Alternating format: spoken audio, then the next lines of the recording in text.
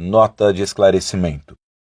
O povo brasileiro iniciou nesta segunda-feira, dia 31 de outubro de 2022, de forma espontânea, pacífica e democrática, o maior movimento de resistência civil da história deste país. O povo não reconhece o resultado das urnas apuradas no último dia 30 de outubro de 2022.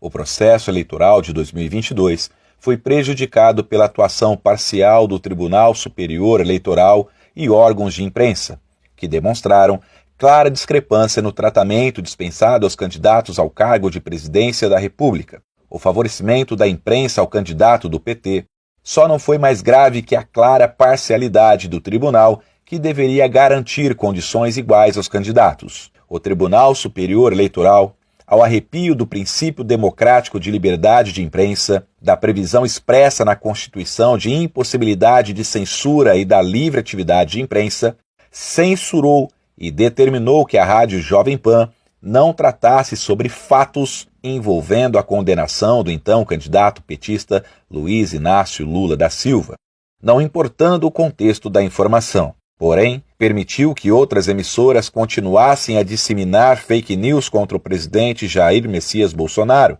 como, por exemplo, a falsa acusação de pedofilia, canibalismo e a suposta compra de 51 imóveis em dinheiro vivo. Além disso, decisões monocráticas frequentemente tomadas pelos ministros do STF, o Supremo Tribunal Federal, mergulharam o país em um cenário de incertezas, descrédito e desconfiança.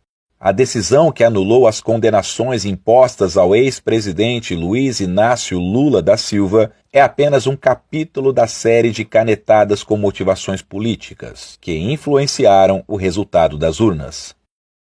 A decisão do STF é uma clara interferência da Corte no processo eleitoral brasileiro, que tornou um réu condenado por corrupção apto a disputar as eleições de 2022.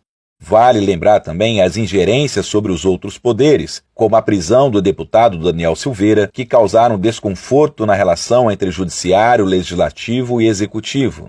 O que se vê é uma onda de indignação e temor pelo futuro de nosso país. Por esses motivos, o povo pede por intervenção federal para restabelecer a observância dos princípios constitucionais e regime democrático constantemente desrespeitados por quem deveria zelar por seu cumprimento.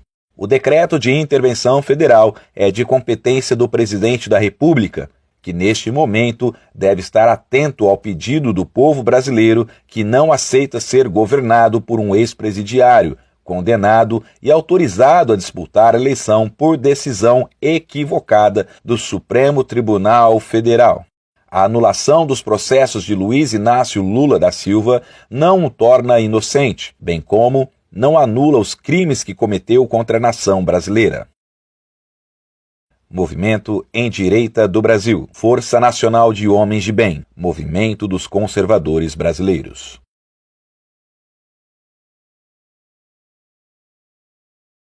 Quai, seu app de vídeos curtos.